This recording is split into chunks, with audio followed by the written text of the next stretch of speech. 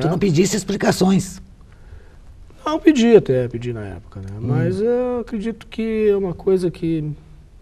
Eu sou uma pessoa que nada acaba. Inclusive a morte não acaba. Eu acredito que tu parte para outra, né? Mas nada acaba. Começa uma fase nova na tua vida, sabe? Então eu não fico o porquê, o que aconteceu, Mas existe aí uma perda. Como é que tu lidas com a perda? Tu não sai rindo. Não, claro, né? Que foi foi uma parte da minha juventude, né? 14 anos, eu tô com 42. Eu passei um bom tempo da minha juventude lá dentro, né? Então, claro, tu nunca sai rindo, como tu disse, né? Mas eu acho que tu não pode virar coitadinho pra ti, como também, né? Eu sempre vou te dizer, eu tenho um texto meu, tu não pode ser coitado pra ti. No momento que tu te torna coitadinho, tu começa a te enclausurar, sabe? E a vida, ela é muito dinâmica, sabe? A coisa é muito rápida. Né? Quando tu vê, a gente já está em dezembro, já é Natal, já é Páscoa, é a galope a vida hoje, né? Então eu não posso ficar, o que houve, né? O que não houve? Acabou o Grêmio, ponto final, fechei lá, a terra, foi exatamente isso, fechei a lancheria, lá, tá aqui a chave, né? Me dá um documento dizendo que eu entreguei o prédio e fui procurar emprego, né? Voltei para o mercado como funcionário, né? Não mais como um sócio-gerente, né? Que eu era o proprietário, né? Voltei para o mercado como um funcionário, né? Me deu um bom know-how, né? Eu já passei por algumas empresas, já passei por 4 empresas, eu trabalhei no Leopoldina Juvenil. Né? Depois do Grêmio tu passaste por outras. Exato, eu passei pelo Leopoldina Juvenil, né? Lá com o Solano, né? Press Café também, né? E o Bárbaro. E hoje eu estou no Cenoura Pastéis, que é uma rede de pastéis. E agora tu chegaste para ficar, porque tu já passaste por 4. Exatamente. Sabe que eu até estava pensando nisso, né? Porque eu saí em dezembro de 2005 e a coisa foi meio, né? Mas eu acredito que agora eu sentei a poeira, sabe? Eu acho que agora, não, é isso exatamente o que eu quero, né? Porque houve aquela relutância, que eu não posso ser hipócrita, de novo a palavra, né? De dizer que não, né, vou voltar para o mercado como funcionário, vai ter aquela resistência. Né? Mas eu acho que o homem, ele é muito camaleão, sabe? A gente tem muito de mimetismo, de te readaptar, né? A gente se adapta muito, né, às coisas, né? E tu tem que ter essa consciência de te readaptar, né? Tu tem que te reestruturar no mercado. Como que eu vou funcionar no mercado de novo, não sendo proprietário e sim um funcionário? O que eu tenho para contribuir para a empresa? Porque eu acredito que a empresa hoje ela tem que ser uma empresa enxuta, sabe? Ela tem que ser uma empresa dinâmica, procurando sempre coisas novas, né? E eu acho que entre a palavra problema, estou falando empresarial, né? Entre a palavra problema e solução, existe uma palavra no meio, que as pessoas não avaliam essa palavra, que é a oportunidade, sabe? Tu tem que... A empresa está com problema, né? No caso, no meu que eu estou gerenciando, está com um problema aqui, um ali. Não adianta a gente só buscar a solução desse problema. Claro que o objetivo do problema é a solução, óbvio. Né? Mas a oportunidade de tu crescer na empresa, a oportunidade de tu mostrar para que tu veio, sabe? A oportunidade de crescer com essa empresa. Sabe? Um gerente, no caso, tem condições de conjugar o verbo na primeira pessoa? Ou a primeira pessoa sempre será o patrão? Eu acho que tu tá ali para administrar ele, eu acho que tu tá ali para, pelo menos eu me sinto assim, eu acho que tu tá ali para não levar os problemas para ele. No sentido de... Para-raio. Exatamente. O gerente, ele é um para-raio, né? Tu tem que levar só o lucro. Não, tu vai levar o problema também, né? Mas geralmente o problema já é deglutido. Já o problema, muitas das vezes, solucionado. Eu acho que no gerenciamento existe o técnico e existe o time, né? E existe o dono do futebol clube, vamos dizer. Então, se está com um problema, tu tem que ter, aí o dono do clube ele vai ter que detectar se é no gerente ou é no futebol. De novo, nós caímos no futebol. Ou é no gerente ou é no time. Se tem que mudar um do time ou se tem que mudar a gerência, né, em cima desse time, né? Então aí já é mais o olhar do sócio-gerente, né, daquele que tá tu deve ter um bom treino para lidar com problemas, que tu foste presidente da Associação Gaúcha de Escritores Independentes. Exatamente. É um festival de problemas. Muito problema, muito problema. Inclusive a minha gestão seria de 2006 a 2008. Né? Eu pedi licença, né? Em 2006 agora eu saí. Você ficaste quanto tempo, então? Eu fiquei um ano e quase 2 anos. Não, 1 ano e meio, né? Mais ou menos. Porque a minha primeira procura foi a AGEI, né? Quando eu editei meu livrinho lá, eu fui lá mostrar para a AGEI. Eu participei da feira desde então, né? Desde 2004 venho participando das feiras, né? Mas realmente a AGEI, eu vejo assim que... A AGEI é a Associação Gaúcha de Escritores Independentes. Exato, eu vejo assim que... Hoje a gente está tendo Porto Poesia, mas já lá naquela época eu vejo...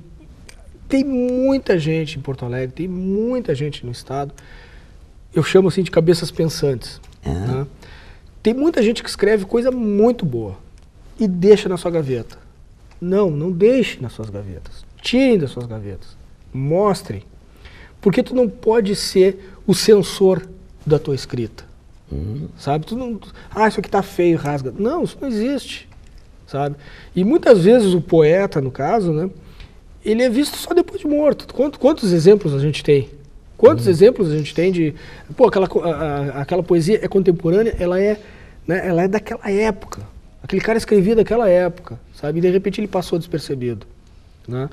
E a AGEI tem exatamente isso que eu te falei, né? Eu ando afastado da AGEI porque eu tenho me voltado no meu tempo livre, eu tenho me voltado ao meu trabalho, sabe? Eu optei, vamos dizer, num trabalho solo do que brigar pela AGEI. Não que eu não queira brigar pela AGEI, mas eu acredito que pelo tempo que eu tenho, o retorno que eu estou tendo pessoal é interessante, hoje pelo menos, no momento de... Mas aquela história, quer dizer, a união pode aumentar, né, o volume da voz. Os escritores independentes associados, eles têm mais força. O que a gente está conseguindo abrir em termos de espaço, de fresta? Por exemplo, na feira, sim, não é um trabalho da Associação dos Escritores Independentes, esta abertura? Sim, ou é exato, individual? Exato. Não, é da AGEI. Tá. Então a AGEI ela tem uma força muito grande. Tem. Para abrir frestas. Claro, tem, junto à Câmara do Livro, muito bem vista pela Câmara do Livro. Né? Mas é o que eu te falei, eu não tenho tempo de administrar a AGEI, ou seria mais interessante eu de novo voltar a apenas deixar meu trabalho lá, porque existem problemas estruturais na AGEI, né? Que eu me elegi como presidente, cheguei lá e eu cheguei à razão de que aqueles problemas estruturais iriam continuar, eu não ia mudar. Né? Não, então tu não mudou, tu pulou fora. Não, eu optei em ficar no meu trabalho, sabe, no meu trabalho individual. Eu acredito que eu divulgo melhor meu trabalho sozinho. Levo a AGEI onde tem que levar, Até claro. que ponto tu te sentes comprometido com os autores que estão surgindo e para os quais tu aconselhaste? Não deixe na gaveta. Como é que tu está comprometido com eles? Eu ano passado dei uma reportagem no Radar e realmente teve um retorno disso aí de pessoas me ligando. Né? Ô Jorge, cara, eu vi a tua matéria, né? Qual é o meu primeiro passo? O que eu faço? Né? Eles me mandam material, né? Não funciono como editora, não sou uma editora, vou deixar claro. Né? Eu não tenho interesse financeiro nisso. Por quê? Porque eu passei essa fase, sabe? Se tu olhar meu livro, eu sou muito minucioso. Ele tem ficha catalográfica, tem folha de rosto, ele tem o ISBN, ele tem os direitos autorais. Ele é um livro como qualquer um outro livro. E aí, na AGEI, eu tinha essa ideia de repente fazer o tipo de um ISO, sabe? Ter uma qualidade, entende? Não passar por um texto medíocre. Porque tu pegar e ir numa gráfica e editar o teu livro é fácil, mas é a qualidade, entende? O erro ortográfico, né? Ficha catalográfica, o ISBN, que é uma coisa importantíssima, né? Qualquer livraria que tu vai, teu livro é muito bom, mas tem ISBN?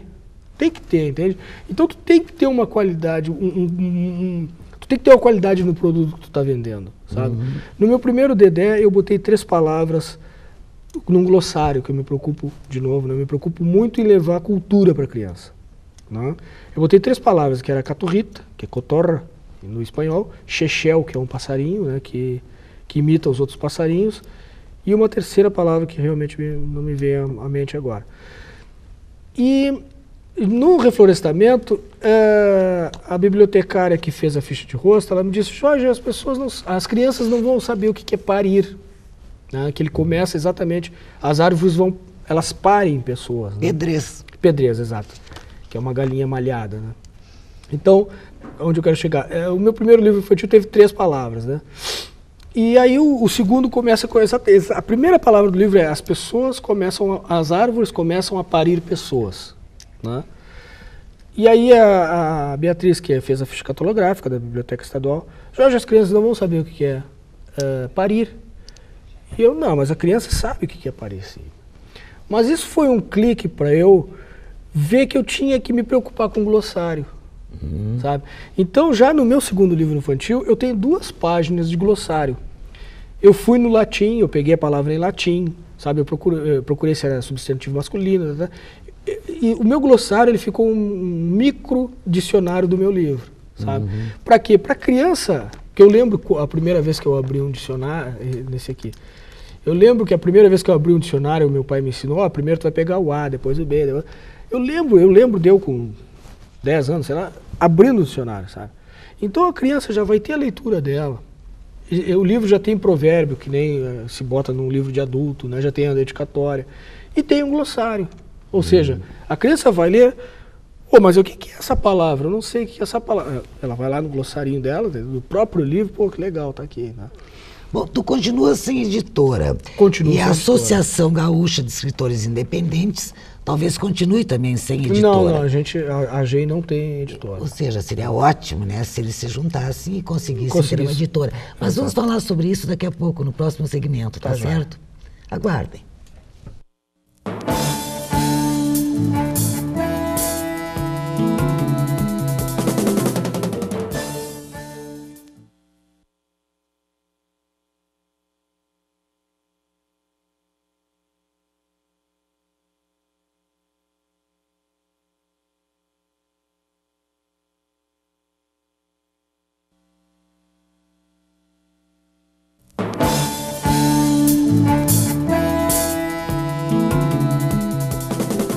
Nós estamos conjugando verbos na primeira pessoa com Jorge Braga, que é autor de 2 livros de poesia e crônica e 2 livros infantos juvenis.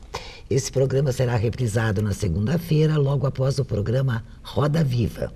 E se você quiser contato com a produção, use o nosso endereço eletrônico, primeirapessoa@tve.com.br.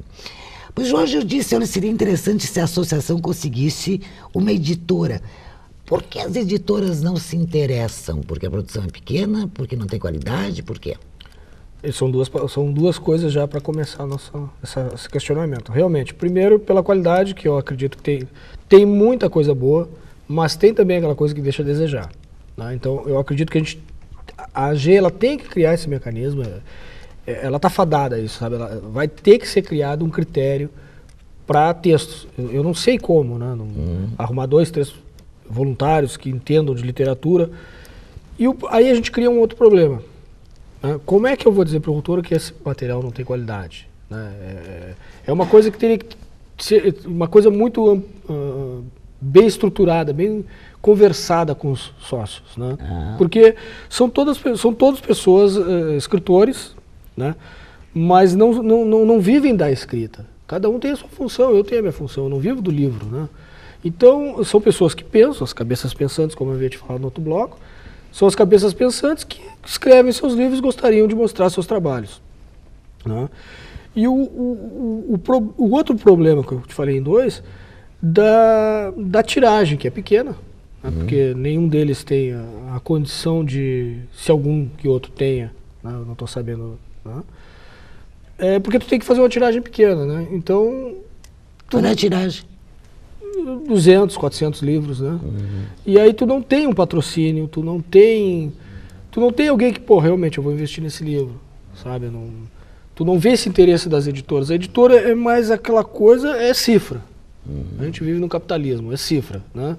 E uma coisa assim que eu andei procurando uma editora essa semana, as editoras hoje eles preferem não mais tratarem com o autor. No caso, nós os autores independentes, eles preferem uma editora que nem um remédio, né? Um laboratório vai mostrar os vários remédios que aquele laboratório faz, né? Então, uma